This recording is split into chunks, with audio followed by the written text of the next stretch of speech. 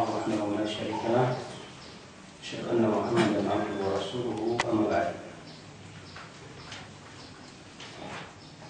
Sampai mana yang terakhir?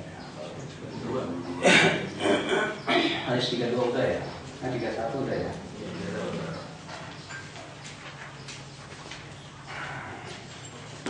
Sekarang hadis 32.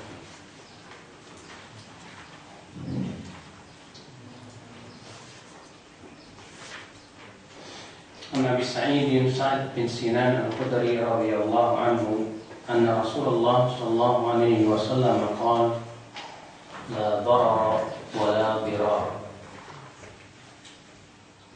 Haditsun hasan rawahu Ibnu Majah wa Daraqutni wa ghairuhuma musnadan wa rawahu Malik fil Muwatta mursalan an Amr bin Yahya an abihi an Nabi sallallahu alaihi wasallam. Wa lahu turuqun yuqawi ba'daha ba'dan. An Abi Sa'id bin Sinan Al-Khudri semoga Allah meridainya bahwa Nabi sallallahu alaihi wasallam bersabda, la darara, tidak boleh melakukan kemudaratan. Artinya atau tidak boleh memberikan mudarat kepada orang lain. Wala dirar, dan tidak boleh membalas kemudaratan dengan kemudaratan. Hadis ini disahihkan Syekh Al-Albani dalam Sahih Jami' di nomor 7393. Hadis ini menunjukkan hadis kepada kaidah yang agung. Apa itu? Bahwa semua yang bersifat mudarat di dalam Islam itu dilarang. Maka tetapi tentunya Islam mempertimbangkan antara maslahat dan mudarat. Apabila mudaratnya lebih besar daripada maslahatnya, maka itu perkara yang terlarang. Sebagaimana ya Allah menyebutkan tentang arak dan judi, Allah berfirman, yas'alunaka 'anil khamri wal maisir qul fihima ithmun kabirun wa manafi'u lin-nas wa ithmuhuma akbaru min naf'ihima. Mereka bertanya kepada engkau ya Muhammad tentang arak dan judi. Katakan, sesungguhnya di dalam keduanya itu ada apa? Dosa, dan ada manfaat-manfaat untuk manusia. Lalu Allah mengatakan wa ithmuhuma, dan dosanya akbaru min naf'ihima, lebih besar daripada manfaatnya. Ini menunjukkan ya bahwa setiap perkara yang ada manfaatnya tapi ternyata mudaratnya lebih besar tetap dilarang. Ya, makanya kita tidak melihat dari sisi manfaatnya saja, tapi juga kita melihat kepada ya sisi mudaratnya. Dan sebaliknya, apabila maslahatnya lebih besar daripada apa? Mudaratnya, maka boleh. Contoh misalnya, dusta itu mudarat, bahkan itu dosa. Namun ketika dusta itu maslahatnya lebih besar, seperti misalnya mendamaikan dua orang muslim yang bertengkar, akhirnya kita melakukan dusta, yang kemudian dengan kita berdusta akhirnya keduanya pun damai, maka boleh, kata para ulama. Kenapa? Karena di saat itu maslahatnya jauh lebih besar daripada dosa dusta itu sendiri. Ya. Nah, bagaimana kalau ternyata mudarat dan maslahatnya seimbang? Maka kata Syekh Utsaimin rahimahullah, tetap kita tinggalkan. Kalau maslahat dan mudarat yang sama-sama kuatnya, maka pada waktu itu kita tinggalkan. Kata beliau, dalal haditsu ala annahu la yajuzu lil muslim an yadurra ahadan bi ghairi haqqin. Hadis ini menunjukkan haramnya seorang muslim untuk memberikan mudarat kepada orang lain. Fala yadurru man darrahu aw yasubbu man sabbahu wa la yadribu man darabahu. Demikian pula tidak boleh kita membalas mudarat dengan mudarat. Ya. Cercaan tidak dibalas dengan cercaan, pukulan tidak dibalas dengan pukulan. Ya. Artinya gibah, kalau kita gibah orang, jangan kita balas dengan menggibah dia. Dan yang lainnya, kezaliman pemimpin tidak boleh dibalas dengan kezaliman rakyat. Maka tetap itu ya sesuatu yang sifatnya zalim tidak boleh dibalas dengan kezaliman yang sama. ya terkecuali padanya hukum kisos. Ya, kalau kisos memang itu disyariatkan dalam Islam dan ditegakkan oleh para ulil amri tentunya ikhwat Islam azani Allah wa yakum.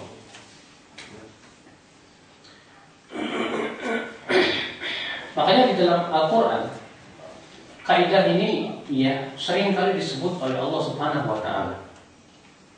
Allah berfirman misalnya di dalam surat Al-Baqarah ayat 227, la tudharra walidatun biwaladiha wala mauludun lahu biwaladihi.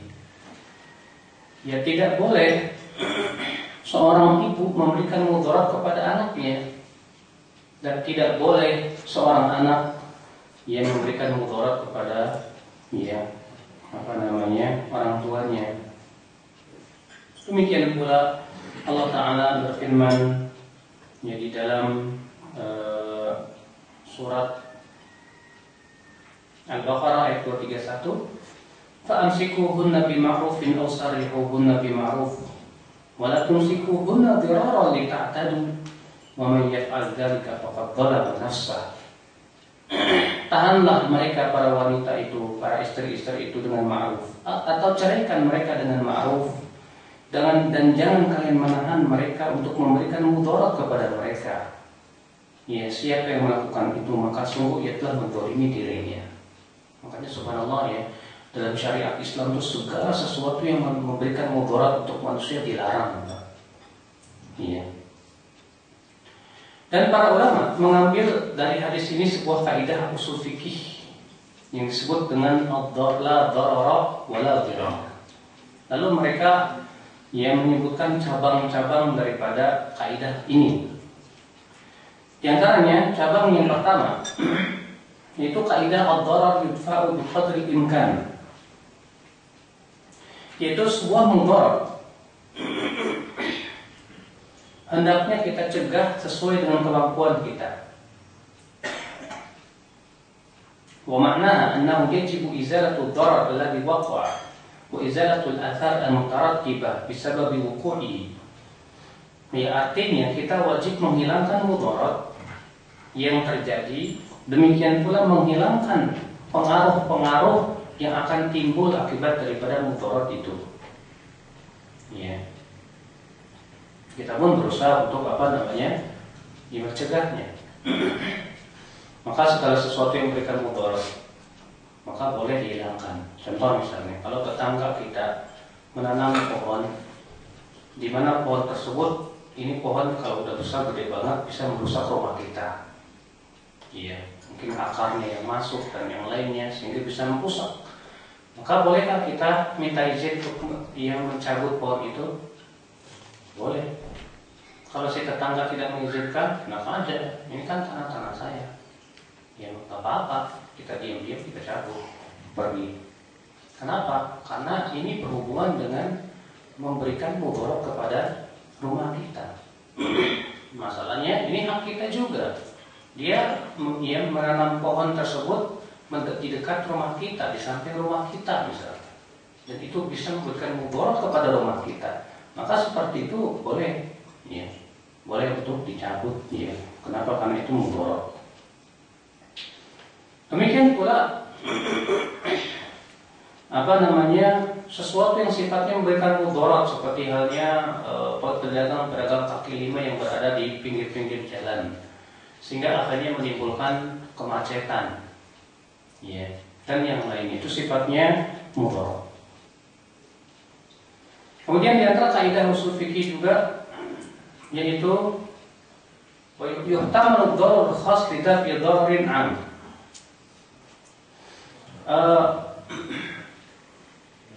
Mudarat yang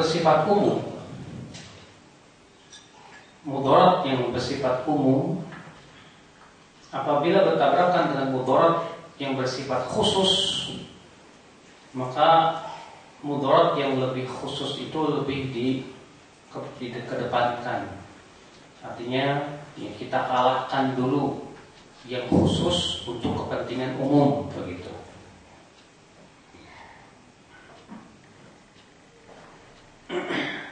Contoh misalnya, menentukan harga itu tidak boleh.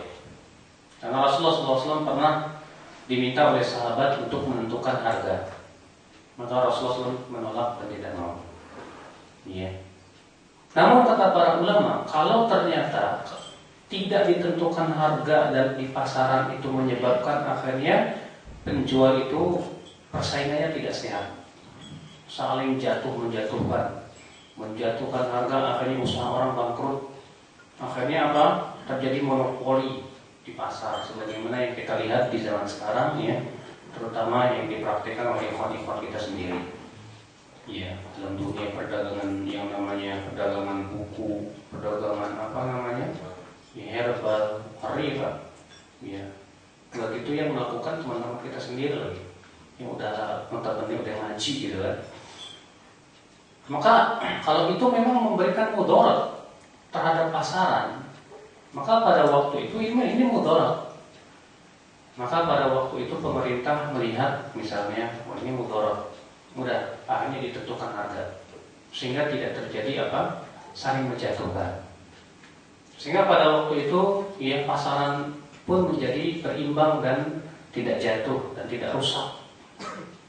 Maka seperti ini boleh, walaupun memang ya bagi orang yang menjatuhkan tersebut untuk keuntungan pribadinya rugi buat dia, tapi itu mudarat yang bersifat khusus buat dia. Sementara ini adalah ya akan, kalau dibiarkan akan menimbulkan mudarat yang sifatnya umum. Maka pada waktu itu ya nggak apa-apalah ya, yang dimudarati 1-2 orang, tapi asal jangan kemudian mudarat itu berlaku umum untuk manusia. Demikian pula ya seperti halnya yang sudah saya sebutkan tadi ya, seperti misalnya pedagang-pedagang kaki lima yang ada di pinggir jalan. Ya, kalau dibiarkan ini akan terus mengakibatkan kemacetan yang luar biasa misalnya. Akhirnya pemerintah ya mentertibkan, kemudian ya pedagang-pedagang itu diusir atau diberikan tempat lain yang lebih layak.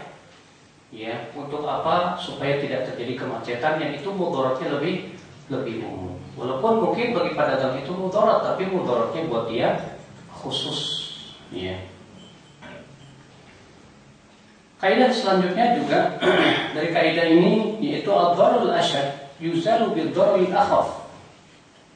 Bahwa mudarat yang lebih besar harus dihilangkan dengan mudarat yang lebih kecil. Artinya kalau kita ya dihadapkan pada 2 perkara yang sama-sama mudarat, maka kita ambil yang lebih kecil mudaratnya dibandingkan yang lebih besar. Ini khusus ya kalau memang kita dihadapkan pada keadaan maju kena mundur kena, ya, melakukan mudarat tidak melakukan mudarat, maka pada waktu itu kita ambil mana yang paling ringan mudaratnya. Sebagaimana Rasulullah SAW ketika melihat ya orang Arab kencing di masjid, Rasulullah di sini dihadapkan pada 2 perkara yang sama-sama mudarat. Kalau Rasulullah biarkan sahabat mengingkari orang Arab Badawi, mudarat. Kalau Rasulullah melarang para sahabat untuk melarang orang Arab Badawi, juga mudarat. Tapi Rasulullah melihat tampaknya melarang para sahabat lebih kecil mudaratnya dibandingkan membiarkan para sahabat untuk melarangnya. Iya. Maka Rasulullah bersabda kepada para sahabatnya, "Da'u, biarkan dia kencing." Ya, mudaratnya ringan. Apa itu? Mesti terkencingi, tapi kencingnya tidak kemana-mana. Kencingnya itu akan lebih mudah untuk dibersihkan. Maka kemudian setelah selesai orang Arab kencing itu, kemudian Rasulullah minta seember air, kemudian diguyurkan. Nah, itu subhanallah ya, inilah ya seorang yang mengingkari kemungkaran, dia penting sekali untuk mempertimbangkan antara apa? Manfaat atau mudarat. Kalau ternyata dua-duanya mudarat, akankah itu terjadi kemudaratan yang lebih besar, ya, atau tidak? Di antara kaidah yang berhubungan dengan kaidah hadis ini juga yaitu apa? Ad-darar la yuzalu bimithli. Bahwa suatu mudarat tidak boleh dihilangkan dengan mudarat yang sama. Artinya kita mau menghilangkan sebuah mudarat, tapi dengan cara membuat mudarat yang sama. yang levelnya juga sama. Apa beda? Buat apa kalau begitu? Kita mau menghilangkan mudarat satu, akhirnya apa? Ya menimbulkan mudarat baru juga levelnya sama kan? Aduh gimana ya? Menghilangkan bau jengkol makan pete. Ya, bau jengkolnya hilang, bau petenya ada. Ya, akhirnya mudarat tetap aja nggak hilang. Ya. Itu namanya membalas mudarat yang sama, mudarat dengan mudarat yang sama itu tidak diperbolehkan. Demikian pula di antara cabang kaidah ini an-nadharar yuzal, bahwa mudarat itu harus dicegah sebelum terjadinya mudarat. Artinya sebelum terjadi mudarat kita harus segera cegah. Ya. Maka sesuatu yang akan menimbulkan penyakit segera kita cegah sebelum terjadinya penyakit tersebut. Ya, makanya Rasulullah SAW memberlakukan bahwa orang yang suatu negeri yang terkena wabah penyakit tidak boleh keluar, dan orang yang dari luar tidak boleh masuk ke dalam negeri tersebut. Ini sudah jauh-jauh hari ya sudah dilakukan oleh Rasulullah SAW. Adapun di zaman sekarang baru-baru ini Pak, ya orang-orang Barat baru sadar. Sedangkan Rasulullah SAW sudah jauh-jauh hari, ya, bahwa kalau di suatu negeri itu terkena wabah penyakit, maka orang yang ada di negeri itu tidak boleh keluar. Demikian pula yang di luar negerinya tidak boleh masuk ke dalam negeri tersebut alias diisolasi. Ini dalam rangka apa? Supaya tidak yang menyebabkan mudarat itu kemana-mana. Maka ad-darar yuzal, sebelum terjadinya mudarat itu, maka hendaklah sesegera mungkin kita untuk mencegahnya. Iya. Jangan kita katakan, kalau Allah takdirkan nggak sakit ya nggak bakalan sakit, nggak bisa. Iya. Saya mau merokok, kalau memang takdirnya nggak sakit ya nggak bakalan sakit. Kalau Allah sudah takdirkan mati ya mati. Kita katakan nggak bisa untuk seperti itu. Karena kenapa? Karena semua dokter sudah menyatakan yang namanya rokok itu mudarat. Bahkan mudaratnya bukan cuma buat perokok, bahkan bagi mereka yang perokok pasif pun mungkin lebih berbahaya. Maka jelas ini ya secara kaidah ad-darar wa ad-dirar sangat tercela sekali. Iya. Demikian pula berbagai macam hal-hal yang bisa menimbulkan mudarat segera dicegah sebelum terjadinya. Di antara cabang kaidah ini juga yaitu darul mafasid muqaddam ala jalbil masalih, yaitu menghindari mafsadah mudarat lebih didahulukan daripada mendatangkan maslahat.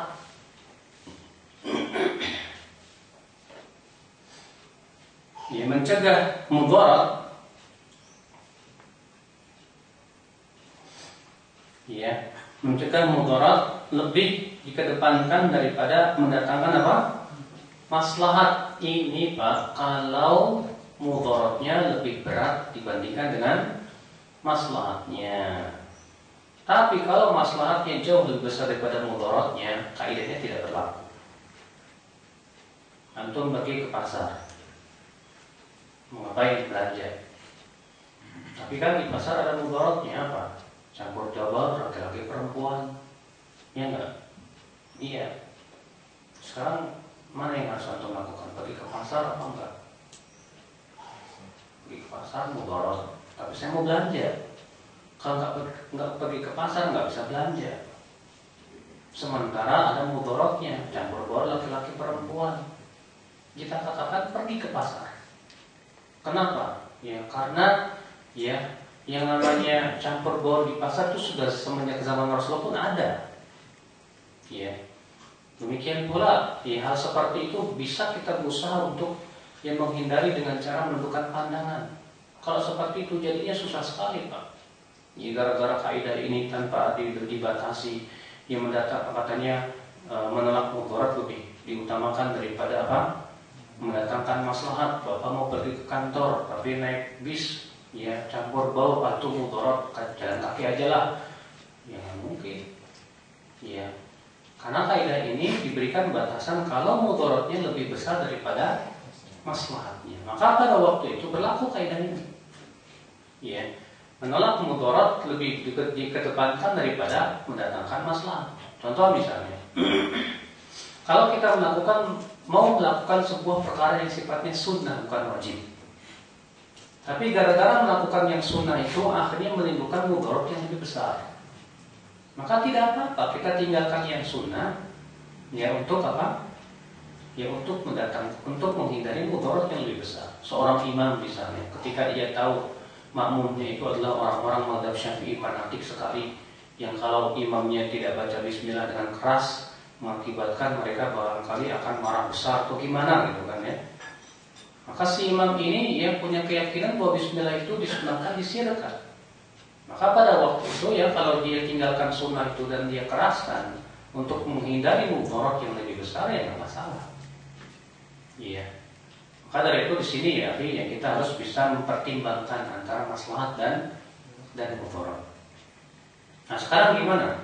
Kalau saya bekerja di sebuah tempat yang haram, kemudian kalau saya tinggalkan, saya keluar dari tempat haram itu, menyebabkan saya tidak bisa memberikan makan pada anak dan istri, kan mudarat. Ya, terkadang kaidah ini dipakai buat mereka. Darul mafasid muqaddam ala jalbil masalih katanya. Ia menghindari mudarat lebih dikedaulukan daripada mendatangkan maslahat. Nah kalau saya nggak kerja, nanti saya tinggalkan kerjaan ini, saya malah mudarat buat anak dan istri. Ya udahlah, akhirnya dia tidak mau keluar. Akhirnya dia tetap bekerja dengan alasan akan timbul mudarat yang lebih besar. Kita katakan tidak, dia tidak berlaku. Kenapa? Karena rezeki itu bisa diusahakan dari selain itu. Ya. Sebagaimana Allah Subhanahu wa taala memerintahkan kepada kita untuk mencari rezeki yang halal, Allah pun pasti akan menyediakan kepada kita ya berbagai macam jalan untuk mencari rezeki yang halal. Makanya terkadang suatu kaidah bakal kita tidak memahami batasan-batasan yang sering kali digunakan untuk apa? Untuk hal-hal yang tidak baik. Ini kaidahnya. Orang yang berbuat bid'ah dengan cara merayakan Maulid Nabi, ya. Mereka beralasan dengan apa? Kaidah usul fikih al-adatu muhakkamah. Adat istiadat itu bisa dijadikan hukum. Ini kan sebagai adat istiadat kita. Tanpa melihat batasan-batasan para ulama apa yang dimaksud dengan adat istiadat dan kapan dipakai itu. Ini makanya ya kita tentu perlu untuk memahami suatu kaidah fikih sesuai dengan apa yang dipahami oleh para ulama, batasan-batasannya, ya, sehingga kita tidak salah di dalam meletakkan kaidah tersebut. Sebab kaidah itu kata para ulama bisa seperti orang yang menggunakan pedang. Kalau dia nggak paham cara menggunakan pedangnya, jadi senjata makan tuan. Iya. Allah. Kita lanjutkan hadis yang ke-33. عن ابن عباس رضي الله عنهما أن رسول الله صلى الله عليه وسلم قال لو يقال الناس بدعواهم لادعى رجال أموال قوم ودماءهم ولكن البينة على المدعي واليمين على من أنكر.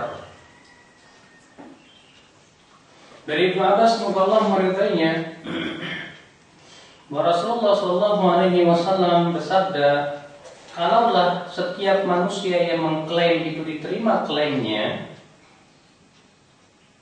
ya, kalaulah setiap orang yang mengklaim itu diterima klaimnya,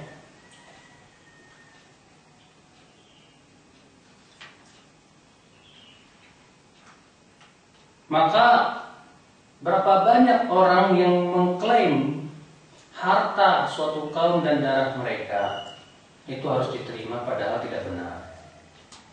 Akan tetapi ya, orang yang mengklaim wajib membawakan bukti, dan orang yang diklaim yang mengingkari, ya, kalau ternyata tidak ada bukti, dia bersumpah. Ya, bersumpah. Maksudnya gimana Pak? Kaidah ini Pak? Ini kaidah juga Pak sebetulnya, di sini kaidah ya. Artinya begini, Kalau ada dua orang datang ke qadhi dan yang satu mengklaim bahwa ini tanah miliknya, ya. Sementara yang satu mengatakan ini bukan tanah dia, ya. Dan ternyata yang mengklaim ini tidak punya bukti, ya. Ketika ditanya mana bukti kamu bahwa kamu, ya, bahwa tanah ini milik kamu, tak punya bukti. Maka orang yang menolak tadi, ya, cukup mengatakan demi Allah, ya, bahwa tanah ini bukan milik dia. Ya, maka pada waktu itu diterima sumpahnya karena orang yang mengklaim ini tidak punya bukti. Tapi kalau ternyata orang yang mengklaim ini punya bukti, ya, yang menuduh ini atau yang mengklaim ini punya buktinya kuat sekali, maka tentu bukti lebih dikedepankan daripada sebatas sumpah. Ya. Ikhwan Islam azani Allah mayakum. Sesungguhnya bukti yang dimaksud dalam Islam adalah banyak sekali, ya. Di antara yang dimaksud dengan bukti adalah saksi-saksi. Yang dimaksud dengan bukti di antaranya apa? Saksi. Maka dalam kasus tuduhan berzina wajib membawa 4 saksi yang adil, ya. Sebagaimana firman Allah, wallati yatina al-fahishah min nisaikum fastashhidu 'alaihinna arba'atan minkum, surat An-Nisa ayat 15. Dan wanita-wanita yang mendatangi zina dari istri-istri kalian, ya, kemudian kalian menuduh mereka berzina, ya, seorang suami menuduh istrinya selingkuh, maka hendaklah ia membawa 4 orang saksi. Ya, bagaimana kalau ternyata dia tidak membawa 4 orang saksi, Pak? Ya, maka terjadi li'an biasanya. Kalau ada seorang suami melihat istrinya berzina, tapi dia tidak punya 4 saksi, nggak punya saksi, akhirnya dia datang ke ke qadhi. Maka biasanya qadhi akan melakukan li'an, mula'nah, saling mula'nah. Ya, kemudian setelah itu dipisahkan. Itu terjadi. Kalau ternyata bukan suaminya, ada tetangganya menuduh tetangganya berzina, sementara dia tidak mendapatkan 4 saksi, maka yang menuduh ini yang dicambuk. Ya, dalam Islam demikian. Ya, kalau dia lapor ke qadhi, ya, itu tetangga saya berzina. Apa buktinya kamu? Mana 4 saksinya? Nggak ada. Saya melihat sendiri dengan mata kepala. Oh, nggak bisa diterima. Karena seperti ini, Pak. Ya, kalau dibiarkan nanti setiap orang akan mengklaim tetangganya berzina, padahal tidak demikian. Ini namanya saddud dzari'ah, menutup pintu yang akan menjerumuskan kepada apa? Ya, perkara yang tidak diinginkan. Makanya dalam Islam yang berhubungan dengan masalah kehormatan seorang muslim itu betul-betul dijaga, harus betul-betul ada buktinya. Demikian pula dalam masalah pembunuhan, pencurian, minum arak, itu harus, ya, dengan 2 saksi yang adil. Sebagaimana firman Allah di dalam surat An-Nur ayat 4, ya. Surat At-Talaq ayat 2, wa ashhidu dzawai 'adlin minkum, dan persaksikanlah oleh 2 orang yang adil di antara kalian. Dan ingat, ya, syarat saksi ini harus adil. Adapun kalau dia fasik ditolak. Ya, pernah datang kepada Qadhi Iyas seseorang yang menuduh wanita berzina. Maka Qadhi Iyas pun meminta saksi. Mana saksi kamu? Didatangkan saksinya 4 orang. Kemudian Qadhi Iyas minta dipanggilkan wanitanya. Dipanggil wanitanya. Setelah melihat wanitanya, Qadhi Iyas merasa ragu. Mana mungkin wanita baik-baik seperti ini berzina? Akhirnya Qadhi Iyas merasa ragu, jangan-jangan 4 saksinya yang nggak beres nih. Akhirnya kemudian 4 saksi itu dipanggil. Semuanya dimasukkan dalam kamar yang berbeda. Setiap kamar dijaga oleh argojo. Kemudian Qadhi masuk, ya, ke kamar yang pertama. Dia nanya, kamu melihat wanita itu berzina di mana dan kapan? Ya. Ternyata dari 4 saksi itu semuanya ngomongnya beda-beda. Yang ini hari Senin, yang ini hari Rebo, jamnya juga beda-beda. ketahuan oleh qadhi rupanya 4 saksi ini adalah 4 saksi yang direkayasa. Maka kemudian qadhi Iyas pun segera menangkap mereka berempat dengan penuduhnya dan mencabut dan memenjara mereka. Subhanallah. Makanya ya seorang qadhi juga harus segera ya hati-hati, tidak sembarangan. Ya, harus diperiksa dulu, dicek dulu. Apalagi kaidah di dalam Islam mengatakan al-hudud tudra'u bisyubuhat, pelaksanaan had itu bisa gagal karena adanya sedikit syubhat. Kenapa? Karena masalahnya ini berhubungan dengan masalah darah seorang muslim. Sedangkan darah seorang muslim pada asalnya apa? Haram. Makanya ya ada sedikit syubhat, sedikit saja pelaksanaan had itu bisa gagal. Ya, subhanallah, itulah yang menunjukkan akan keadilan Islam. Islam itu betul-betul luar biasa. Ya. Demikian pula di dalam masalah jual beli, hutang piutang, maka itu dipersaksikan 2 laki-laki yang adil atau 1 laki-laki dan 2 wanita yang adil. Ya Allah berfirman, "Wastashidu syahidaini min rijalikum fa illam yakuna rajulaini farajulun wa imra'atani mimman tardawna minasyuhada." Maka persaksikanlah 2 saksi di antara kalian. Jika tidak ada 2 laki-laki, maka seorang laki-laki dan 2 wanita dari orang-orang yang kalian ridhoi sebagai saksi. Namun terjadi khilaf para ulama, apakah hutang piutang itu ya saksi itu adalah hukumnya wajib atau tidak? Yang sahih, yang rajih, Allahu a'lam, tidak wajib. Ya, ini berdasarkan hadis bahwa Rasulullah bercerita tentang orang dulu ya, yang dia itu melakukan hutang piutang dengan temannya, kemudian ketika dia mengatakan saksi, akhirnya orang yang berhutang berkata, udah cukuplah Allah sebagai saksi saja. Saya percaya sama kamu. Iya. Akhirnya kemudian orang itu pun pergi berlayar. Kemudian ya ketika hari haknya dia mau bayar hutang, ternyata tidak ada perahu yang bisa mengangkut dia ke sana. Akhirnya dimasukkannya uang-uang dinar itu dalam kayu, kemudian dilemparkannya ke laut dan mengatakan, ya Allah, dia telah yakin kepada engkau bahwa engkau sebagai saksinya, dan aku hendak bayar hutang hari ini tapi tidak ada yang bisa mengangkut saya. Maka ya Allah, engkaulah sebagai saksinya dan engkaulah yang akan membayarkannya. Rupanya ya orang yang menghutangi itu di hari itu dia menunggu saja, mana nggak datang temannya. Ya tiba-tiba ia melihat sebuah kayu datang, ya diambilnya, ternyata isinya uang dinar dan surat dari temannya itu. Tapi ingat Bapak jangan melakukan ini kejadian seperti ini jangan dijadikan dalil. Saya masukkan ke ini, wah, nanti juga sampai sendiri. Wis, emang Bali ya. Ya. Iya. Dan yang berhubungan dengan masalah kewanitaan seperti persusuan, ya, keperawanan, anak, itu cukup 1 saksi, ya, seorang wanita saja cukup. Maka apabila misalnya seorang wanita bersaksi dan berkata kalian berdua saya susui, maka sudah cukup. Sebagaimana di zaman Rasulullah ada ya seorang sahabat yang bernama Uqbah bin Al-Harith, dia berkata, tazawwajtu imra'atan faja'atna imra'ah sauda. Aku menikahi seorang wanita. Tiba-tiba datang wanita hitam dan berkata, kamu dan istrimu aku yang menyusui. Berarti rupanya istrinya itu saudara sepersusuan. Segera dia pun datang ke Rasulullah dan dia berkata, wahai Rasulullah, aku menikahi fulanah bintu fulan.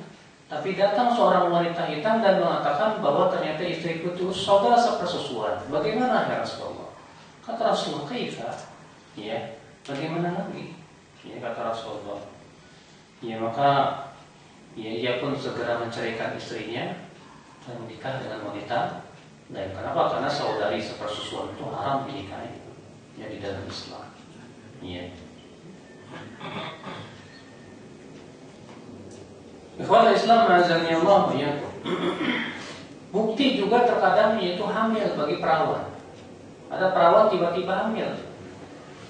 Ya nggak mungkin dia mengatakan saya ini seperti Maryam ditiupkan ya oleh Allah, ya nggak mungkin. tidak bisa terima. Atau juga pengakuan dari dirinya. Dia datang kepada hakim dan mengatakan, saya mengaku saya sudah berzina, Pak, tolong dirajam saya. Ya, pernah datang kepada Rasulullah wanita dari Juhainah. Kemudian dia mengatakan, wahai Rasulullah, aku sudah berzina, tegakkan rajam kepada saya. Rasulullah berpaling. Ya.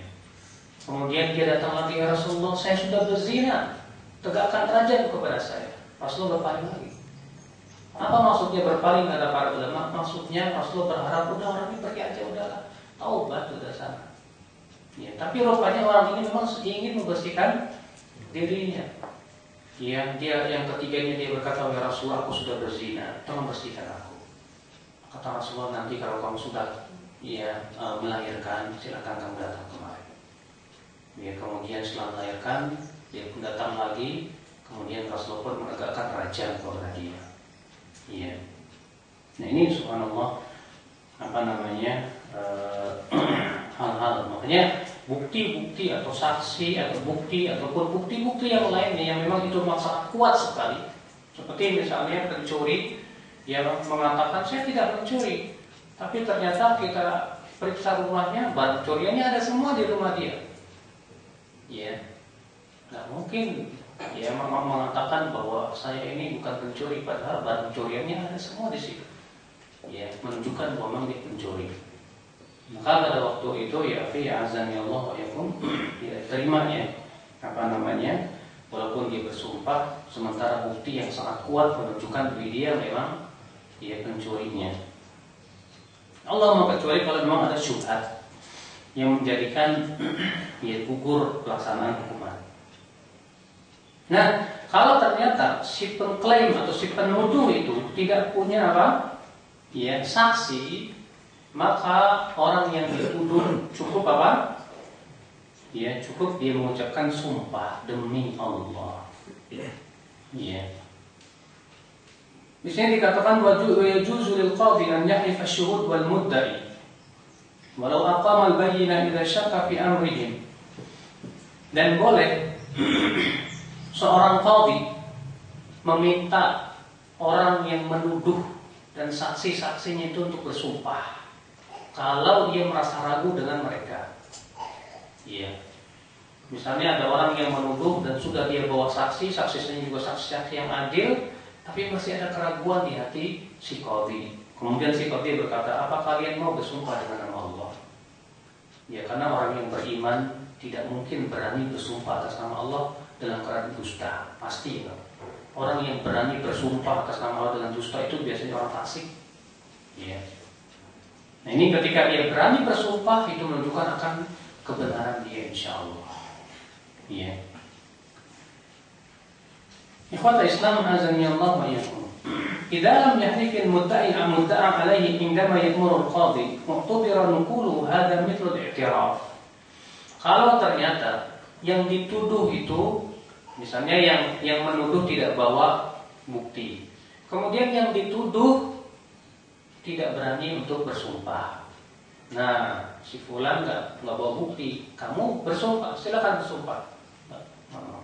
Kenapa nggak mau bersumpah? Nggak berani. Nah, pada waktu itu ya yang dituduh bisa jadi kena. Kenapa demikian? Ketidakberanian dia bersumpah itu menunjukkan dia salah. Sebab kalau dia berani bersumpah, ya, kalau dia memang di atas kebenaran, buat apa takut ya untuk bersumpah? Tapi ketika dia tidak berani bersumpah dan takut untuk bersumpah, ya, wah itu saya kuat kalau bersumpah. Wah itu tanda kalau dia memang yang salah. Ya, Allah. Ikhwata Islam azani Allah wa iyyakum. Maka ya seorang qadhi hendaklah ia memberikan peringatan-peringatan dulu kepada orang yang mau bersumpah dan mengingatkan bahwasanya kalau kamu bersumpah dia untuk mengambil harta seorang hamba, maka Allah akan mengadabkan sebagaimana sabda Rasulullah, man halafa ala yaminin sabir liyaqtati biha malam ri'in muslim huwa fiha fajirun laqiyallahu wa huwa alaihi ghadban. Siapa yang bersumpah ya dengan sumpah yang palsu ya untuk mengambil harta seorang muslim dan ia dalam keadaan fasik, maka ia akan bertemu dengan Allah dalam keadaan Allah murka kepada dia. Iya. Kemudian kata para ulama, sabda Rasulullah, al-yamin ala man angkar, sumpah buat orang yang mengingkari itu tidak secara mutlak. Dikecualikan dalam masalah li'an, ya, maka yang menuduh itu yang bersumpah. Kalau suami melihat istrinya berzina tapi tidak punya saksi, akhirnya terjadi li'an, maka yang bersumpah itu bukan yang dituduh dalam hal ini, tapi yang bersumpah siapa? Yang menuduh.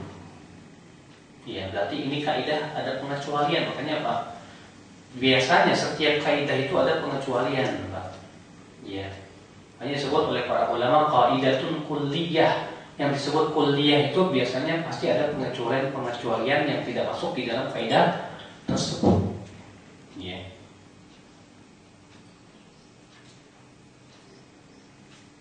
Demikian pula kalau ada orang yang tidak sholat lalu ditangkap oleh qadhi. Dalam Islam itu orang yang tidak sholat itu ditangkap oleh qadhi. Biasanya kalau tidak sholat, ya dipenjara. Kalau madzhab Syafi'i yang paling keras, orang yang tidak sholat disuruh taubat. Kalau nggak mau taubat juga dibunuh. Iya. Nah ternyata dia berkata, saya sholat di rumah kok. Iya. Saya sholat di rumah. Maka pada waktu itu dia wajib bersumpah demi Allah. Iya. Di sini yang menuduh siapa? Bisa jadi ada orang menuduh si fulan kok nggak pernah sholat. Kemudian yang dituduh, ya, orang yang tidak sholat tersebut disuruh untuk bersumpah bahwa dia memang betul sholat di rumah. Sebab kalau seperti itu, ya, ini berhubungan dengan sesuatu yang tidak ada mengetahuinya kecuali Allah Subhanahu wa Ta'ala. Allahu a'lam. Baik, ya akhir Islam, saya kira cukup ya pembahasan kita, dan kita masuk hadis yang ke-34 insyaallah pada pertemuan yang akan datang.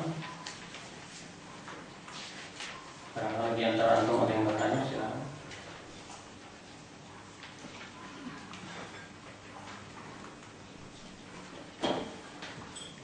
Bismillah. Ustaz, berkenaan dengan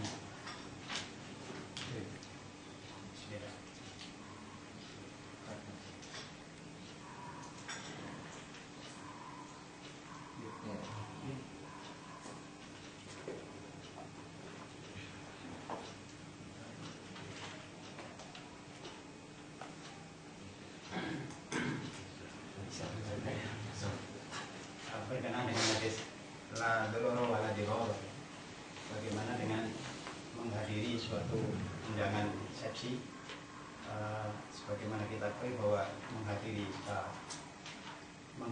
undangan adalah wajib hukumnya. Sementara kalau kita lihat dari undangan persepsi itu sendiri terjadi banyak campur baur, terus ya dari segi pakaian mereka kita tahu sendiri. Terus biasanya itu diadakan suatu gedung yang mana mereka menggunakan sistem standing party dan sebagainya. Bagaimana dengan sikap kita seperti itu? Apakah kita hadir atau tidak? Yang kedua, masalah saksi. Kalau di Cina itu harus membiarkan 4 saksi. Zaman sekarang semakin canggih, yang mana mungkin ada CCTV atau kamera tersembunyi. Apakah ini barang kedua tersebut tidak dijadikan sebagai saksi, sebagai bukti? Demikian. Yang pertama itu tentang masalah mendatangi walimah. Kalau kita tidak mendatangi walimah, apakah akan bisa menimbulkan mudarat atau tidak? Dan mudarat itu apakah akan lebih besar daripada maslahatnya atau tidak? Ini harus menjadi pertanyaan ya. Kalau kita misalnya ya dengan mendatangi walimah tersebut mengakibatkan kita akhirnya tidak lepas dari maksiat, sehingga akhirnya kita jatuh kepada dosa. Kemudian akhirnya kita putuskan untuk tidak datang. Maka ketidakdatangan kita pun terkadang bisa menimbulkan mudarat, apalagi kalau yang mengadakan walimah itu saudara kita sendiri. Akhirnya putus hubungan gara-gara itu. Mungkin kalau keadaannya seperti ini, coba kita siasati. dengan cara misalnya kita hadir di waktu-waktu yang sudah agak sepi, Pak. Ya, maka pada waktu itu coba kita datang dan kita berusaha untuk meminimalisasi ya mudarat yang terjadi. Ya, kalau memang dikhawatirkan akan terjadi putusnya silaturahim dan akan timbul mudarat yang lebih berat. Ya. Karena di zaman sekarang terkadang sulit sekali, Pak. Seperti halnya Bapak pergi ke pasar. Bapak mau pergi ke pasar yang semuanya laki-laki nggak ada, Pak. Bapak mau pergi ke pasar yang tidak ada campur baur di situ, yang tidak ada. Pokoknya saya mau pergi ke pasar kalau wanitanya semua berjilbab. Mana mungkin? Saya pergi ke fresh market, nah sampai sana, wah banyak perempuan pakai jilbab, mau? Gimana? Ya, sekarang sulit sekali untuk mendatangi tempat yang semuanya pakai jilbab, akan sangat sulit. Ya, sekarang seperti itu keadaannya memang, maka pada waktu itu ya kita berusaha untuk datang ya dan menyambung silaturahim. Kemudian tapi juga kita berusaha untuk memberikan sebelumnya masukan-masukan lah. Ya, kalau kita punya saudara kita berikan masukan, kalau misalnya bertemu juga, kalau bisa dipisah laki-laki dan perempuan dan yang lainnya. Ya. Nah ini, kalau memang ternyata kita bisa memahamkan kepada saudara kita dan mengatakan maaf, ya saya itu bukannya nggak mau datang, tapi masalahnya ini gini. Ya, saya takut diamnya saya itu malah berdosa buat saya. Kemudian saudaranya memaklumi, ya udah nggak masalah. Makanya tidak terjadi yang kita khawatirkan berupa apa? Ya putusnya hubungannya nggak masalah pada waktu itu untuk kita tidak datang.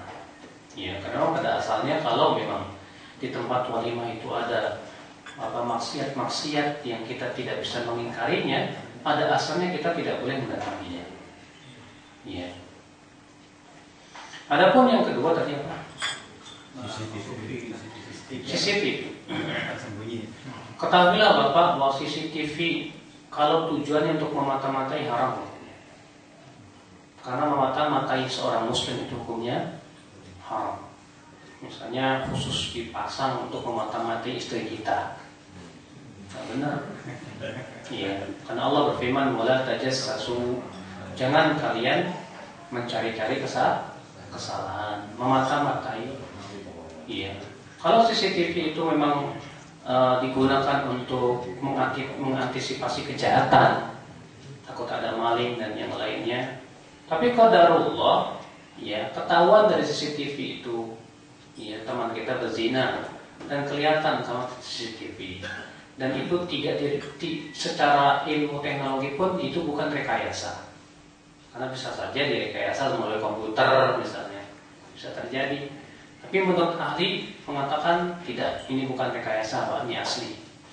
Maka pada waktu itu bisa menjadi bukti. Allahu a'lam. Masih ada yang mau tanya? Assalamualaikum warahmatullahi wabarakatuh. Kalau misalnya KPK mencari bukti, Ustaz, kan pakai alat untuk menembak pembicaraan, kemudian ada video bisa jarak jauh, bisa misalnya dia dikasih sokokan tidak kelihatan, Ustaz. Nah, apakah itu dibenarkan dalam Islam? Pertama ya, bahwa menyelidiki atau tajassus dalam Islam itu tidak boleh pada asalnya.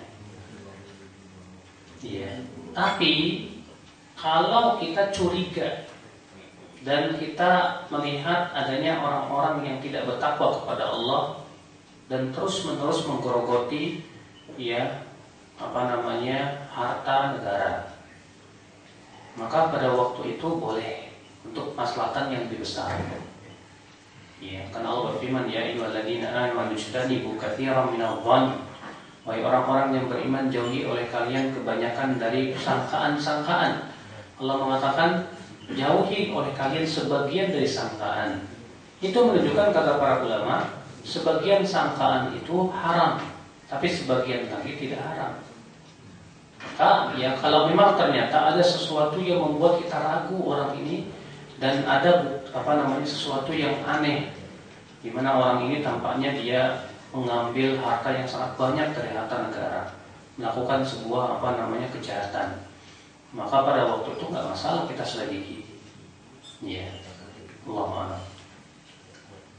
Ustaz, kalau lihat dari hadis tadi, gimana dengan profesi pengacara, Ustaz? Karena kan dari hadis tadi kan cuma saksi-saksi, terus yang memutuskan vonis langsung. Terus gimana dengan profesi pengacara tersebut? Apakah langsung di Islam itu tidak ada memang pengacara tersebut? Atau gimana, Ustaz? Iya, sebetulnya di dalam Islam itu tidak ada pengacara, Pak.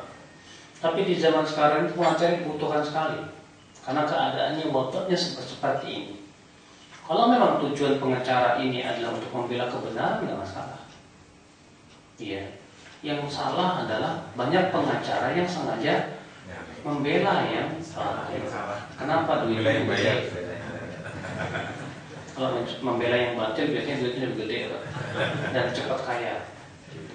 Tapi kalau memang dia jadi pengacara tujuannya untuk membela kebenaran, orang-orang yang tidak benar, yang dituduh secara tidak benar dia bela, kamu mudah-mudahan ini diperbolehkan, insyaallah. Ada yang tanya? Lagi, Ustaz. Balik kepada masalah hukum, Ustaz. Ada orang berdalil masalah agak menyimpang dikit, Ustaz, masalah pajak. Tapi di Islam itu tidak ada pajak. Jadi mereka mengklaim membolehkan memakai konsultan pajak agar memperkecil pajak itu, karena di dalam Islam nggak ada. Gimana hukumnya, Ustaz? Antum tanya aja untuk Dr. Erlandi.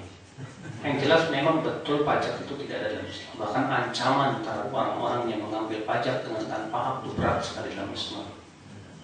Iya, berat. Ada beberapa hadis yang menunjukkan kepada ancaman berat, dan itu termasuk dosa besar.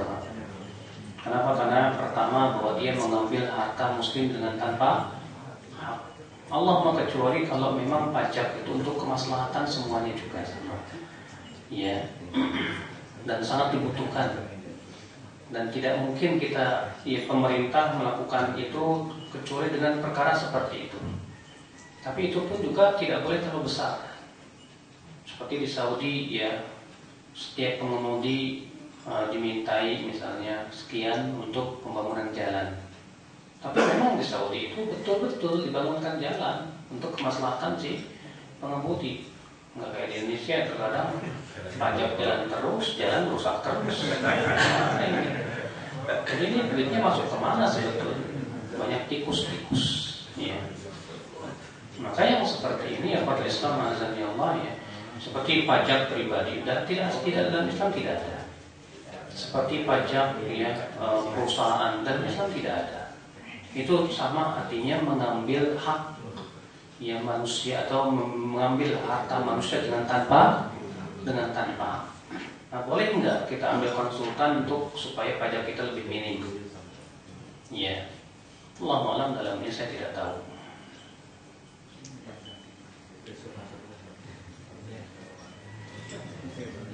Silakan Pak. Assalamualaikum warahmatullahi wabarakatuh. Assalamualaikum. Mau nanya, dalam hubungan antara saksi, tertuduh, dan yang menuduh itu, apakah cukup dengan bersumpah demi Allah, atau apakah harus dengan sumpah pembualan? Ya, artinya Pak, kalau si penuduh sudah tidak bisa membuktikan, dia tidak bisa membuktikan, karena kan bukti itu adalah bagi yang menuduh. Kalau yang dituduh dia aman sebetulnya. Kalau bukan karena dia menuduh, ya, tapi gara-gara dia dituduh, akhirnya dia terancam di sini. Nah, kalau ternyata yang menuduhnya tidak bisa memberikan saksi apa-apa, saksi tidak bisa, bukti pun tidak ada, cuma sebatas menuduh, maka yang dituduh pada waktu itu cukup mengucapkan apa? Demi Allah. Dan kata-kata demi Allah itu dalam Islam berat, Pak. Karena dia sudah mempersaksikan kepada Allah, dan Allah Maha Kuasa untuk menghadapi dia sekonyong-konyong kalau didusta. Iya. Jadi cukup dia dengan sumpah Allah. Siapa yang bertanya?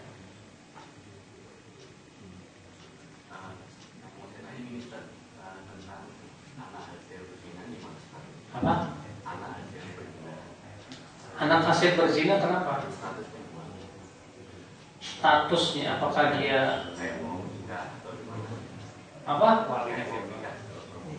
Oh iya. Iya anak, qadarullah kebetulan memang sedang mempelajari itu Pak. Anak dari kemarin terus mencari, tapi belum sampai ada keyakinan tentang masalah status anak zina ini. Karena khilaf para ulama dalam hal ini masyhur sekali. Ya, sebagian mengatakan tetap dinisbatkan kepada bapaknya, yang sebagian mengatakan tidak. Dan anak belum sempat ya untuk memeriksa setiap dalil-dalilnya. Dan insya Allah kalau anak sudah selesai akan sampaikan ke antum. Bismillah. Masih ada yang bertanya, silakan. Tidak ada? Ya. Bagi orang tua yang di masa belum belajar menikah dengan tidak memenuhi syaratnya, dianggap pernikahannya tidak sah, maka apakah kemudian anaknya itu Ustaz dihukumi anak zina? Tidak sah maksudnya gimana? Apakah harus menikah lagi setelah mengetahui? Tidak sah maksudnya gimana? Karena tidak menikahnya tidak adanya wali. Tapi ada wali hakim. Tidak pakai wali hakim juga. Dia mengambil orang lain. Iya. Ini kasus terjadi biasanya ada pada firqah-firqah sesat, di mana ia diwalikan oleh ustadznya. Dan ustadznya bilang, udah saya wali kalian, saya nikahkan kalian. Dianggap sah karena ustadznya bodoh, tidak paham. Kemudian setelah itu dia ngaji, sudah ternyata dia paham bahwa itu tidak boleh. Apakah dia harus mengulangi pernikahannya atau tidak? Yang zahir Allah alam, bahwa seorang awam kewajiban dia ngikutin ustadznya. Kalau ustadznya salah, yang menanggung dosanya ustadznya. Iya. Tapi kalau dia mau mengulangi itu lebih bagus. Iya. Jadi dia tetap tidak dihukumi zina dalam Islam. Kenapa? Karena dia sudah menjadi seperti apa yang diitukan oleh ustadznya. Paham tidak? Karena ustadznya yang mengatakan boleh, kok dia orang awam. Sementara Allah berfirman, "Fas'alu ala dzikri in kuntum la ta'lamun." Maka yang disalahkan dalam hal ini bukan orang awamnya, Pak. Si ustadznya yang harus ditangkap oleh pemerintah. Ya. Benar ini fatwanya. Kenapa? Karena tidak memenuhi syaratnya. Iya. Allahu a'lam. Ustaz, barakallahu fiik Ustaz. Dalam hal wasiat Ustaz, apakah itu juga misalnya perlu ada saksi-saksi atau bisa disampaikan secara verbal gitu. Terus kemudian yang kedua, kita nih berwasiat itu apakah saat ini juga harus menuliskan wasiat untuk keluarga kita, atau pada saat-saat tertentu, pada saat sakit atau apa kita harus waktunya? Iya Pak. Ya, berwasiat itu disyariatkan ditulis kalau itu berhubungan dengan masalah harta. Ya, dan dikhawatirkan akan terjadi persengketaan nanti. Tapi kalau kita tidak punya harta yang perlu diwasiatkan, nggak perlu. Ya, dan kita berwasiat saja. Nanti kalau sudah meninggal, jangan diratapi, jangan ditahlilin, jangan diselenggarakan dengan cara bid'ah. Ya, apalagi di zaman sekarang terkadang kalau tidak ada bukti, misalnya mungkin keluarga akan mengingkari, tulis saja udah, tulis pakai materai udah nih. Nanti si keluarga kematian langsung istrinya misalnya memperlihatkan ini wasiat dari mayat bahwa beliau minta diselenggarakan secara sunnah dan selesai. Iya, Allah. Karena sekarang ini terkadang kalau nggak ada bukti, orang tuh seenaknya aja gitu. Silakan. Masih Ustaz, hubungan pernikahan Ustaz, banyak kejadian suami istri itu seseorang menikah itu karena sudah hamil duluan, itu. Lalu pertanyaannya Ustaz, bagaimana hukum nikah itu sah atau tidak, dan bagaimana anak dari hasil pernikahan itu, dan selanjutnya anak kedua atau dan seterusnya. Terima kasih. Kalau anaknya tadi saya sebutkan, masih saya sedang pelajari ya. Adapun tentang masalah hukum nikahnya sah atau tidak terjadi khilaf para ulama. Imam Syafi'i mengatakan boleh secara mutlak. Iya. Imam Abu Hanifah membolehkan kalau yang menikahinya itu adalah laki-laki yang menzinainya. Kemudian dia hamil, kemudian dia pun menikahinya. Sementara Imam Ahmad bin Hanbal mengatakan dan Imam Malik tidak boleh. Sebagaimana firman Allah Subhanahu wa taala, "Wazaniyatu la yankihuha illa zanin aw musyrik fa hurima dzalika 'alal mu'minin." Ya, dan wanita yang berzina tidak boleh menikahinya kecuali laki-laki yang berzina lagi dan atau orang musyrik, dan itu diharamkan kepada kaum mukminin. Ya. Maka mereka mengatakan Imam Ahmad dan Imam Malik boleh dinikahi dengan dua syarat. Syarat yang pertama istibro, yaitu wanita tersebut betul-betul telah suci, ya, dari hamilnya sudah bersih. Yang kedua taubat. Maka kalau sudah suci dan taubat, maka pada waktu itu boleh dinikahi. Nah, ini mazhab yang dipilih oleh Syekhul Islam Taimiyah dan dibela oleh Syekh bin Baz, Syekh Utsaimin dan banyak ulama di zaman ini, ya, bahwa itu adalah tidak dibenarkan. Tapi negara kita karena memang menganut mazhab Syafi'i, maka kebanyakan KUA ya membolehkan. Maka kalau KUA sudah mengatakan boleh, ya udah, gimana lagi, kita nggak bisa menolak. Karena ini hukum jadi di tangan KUA. Ya, kalau memang ternyata KUA memilih mazhab Syafi'i, sementara kaidah para ulama mengatakan bahwa dalam masalah perselisihan ulama, kemudian hakim atau pemerintah memberikan keputusan pada suatu pendapat, ya sudah, kita ikuti apa yang dikatakan oleh pendapat hakim tersebut, selesai bermasalah. Ya. Adapun tentang anaknya, apakah dinisbatkan atau tidak, saya masih ragu tentang masalah ini. Kalau Abu Hanifah mengatakan boleh, dia tetap dinisbatkan, ya, itu diriwayatkan dari Ibnu Abbas. Ya Allah. Assalamualaikum warahmatullahi wabarakatuh. Assalamualaikum. Saya punya sikap, sebenarnya hari ini ada majelis di rumah gitu, Ustaz. Terus saya datang majelis ini, saya menganggap majelis rumah moderator kecil. Ketika saya menghadiri di sini, bagaimana sikap saya gitu? Maksudnya? Besar gitu. Moderatornya kenapa? Maksudnya saya meninggalkan gitu, saya mengendalikan, takutnya apa tanggapan dari mereka gitu, jadi mudarat gitu, Bang. Kalau memang itu majlisnya memang majlis sunnah juga, sama-sama ahlus sunnah, ya antum ngapain harus jauh-jauh pergi?